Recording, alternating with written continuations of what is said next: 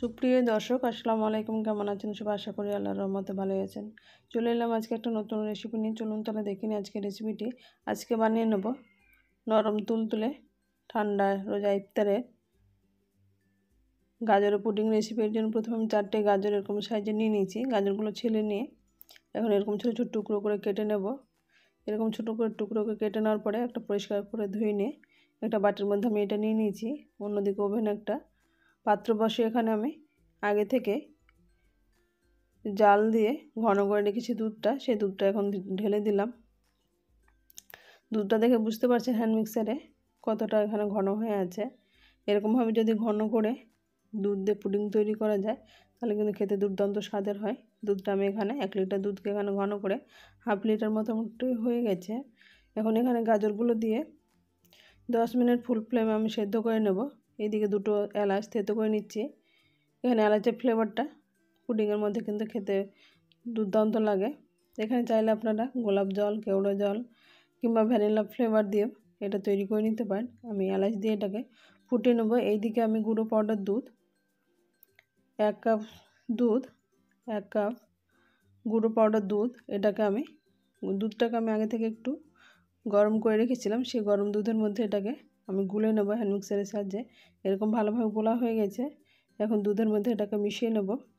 এখানে গুঁড়ো পাউডার দুধটা দিলে পুডিংটা খেতে বেশ ভালো লাগে, তাই আমি গুঁড়ো পাউডার দুধটা ব্যবহার করেছি। এখানে না চাইলে আপনারা এরকমভাবে শুধু দুধ দিয়ে এটাকে সেদ্ধ করে নিতে পারেন, তাহলে এটা তো কিন্তু টেস্ট ভালো হয়। এখন এটা দিয়ে আমি ভালোভাবে আরও ফুটিয়ে নেব। গাজরটা যেমন সেদ্ধ হয় এরকমভাবে সেদ্ধ হয়ে গেলে আমি তারপরে আঁচটা একবার কমিয়ে দেবো।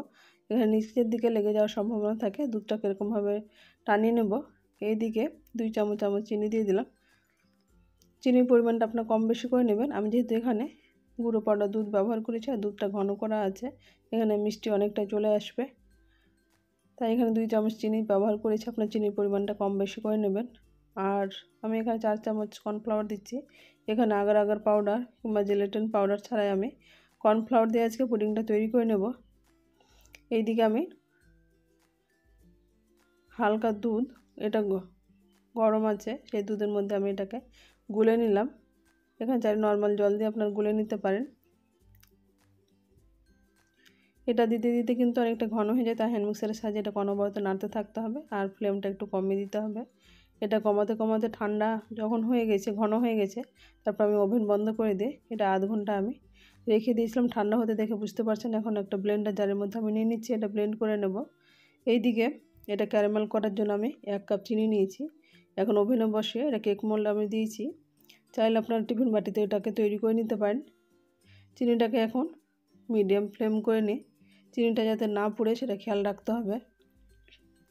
এইদিকে একেবারে লো ফ্লেম করে নিয়ে চিনিটা এরকমভাবে ক্যারামেল তৈরি করে নিয়েছি। এখন এটা ঠান্ডা করে নিলে এরকম জমাট হয়ে যায়। এখন এই কেক মোল্ডের মধ্যে আমি যে ব্লেন্ড করে রেখেছি সেই পেস্টটা আমি এখন এর মধ্যে দিয়ে দেব। এখানে কেক মোল্ডের মধ্যে আমার ঢালা হয়ে গেছে। এখন এখানে যাতে কোনো গ্যাপ না থাকে তাই আমি এখানে একটু ঠুকে দেব। এরকমভাবে ঠুকে দিলে বাতাসটা বেরিয়ে যায়। এখন ওভেনে একটা পাত্র বসিয়ে পাত্রটা আমি 1 লিটার জল দিয়ে একটা স্ট্যান্ড বসিয়ে দিয়েছি। দেখে বুঝতে পারছেন জলটা গরম হয়ে গেছে। এখন কেক মোল্ডের উপরে বসিয়ে দেব। এখানে আমি ফয়েল পেপার দিয়ে এটাকে মুড়ে দিয়েছি। চাইলে আপনারা একটা প্লেট বসিয়ে এটাকে কিংবা উপরের দিকে একটা সুতির কাপড় বসিয়ে ঢাকা দিয়ে দিতে হবে। আমি একটা ভারী মাটির ঢাকনা দিয়েছি যাতে এখান থেকে বাষ্পটা সহজে বের হতে না পারে, তাই মাটির ঢাকনাটা সেট হয়ে গেছে। এই ঢাকনাটা আমি দিয়ে দিলাম। এটা মোটামুটি আমি 20 মিনিট ফুল ফ্লেমে পুডিংটা তৈরি করে নিলাম। আমি সেই ভিডিওটা শেয়ার করে নিই। এখন এটা ঠান্ডা করে নিই ফ্রিজে আমি 10 মিনিট রেখে দিয়েছিলাম। তারপরে এখন এটাকে মোল্ড আউট করে নিচ্ছি। দেখে বুঝতে পারছেন এটা কিন্তু খুব সহজেই কেকের মধ্যে বেরিয়ে এসছে। এখন এখানে আমি একটা প্লেটের মধ্যে নিয়ে নিলাম, কেটে দেখাচ্ছি আপনাদের। এটা কিন্তু খুব সহজেই ঝটপট সুন্দরভাবে সেট হয়ে গেছে, একেবারে কেকের মতো নরম তুলতুলে, মুখে দিলে মিলিয়ে যাবে। আপনারা এরকমভাবে ইফতারি কিংবা শাড়িতে তৈরি করে দেখবেন। এটা ঠান্ডা ঠান্ডা খেতে কিন্তু বেশ মজাদার। এরকমভাবে তৈরি হয়ে গেছে গাজরের পুডিং। আমার রেসিপিটি কেমন লাগলো আপনার বাড়িতে ট্রাই করে কমেন্ট বক্সে অবশ্যই কমেন্ট করবেন।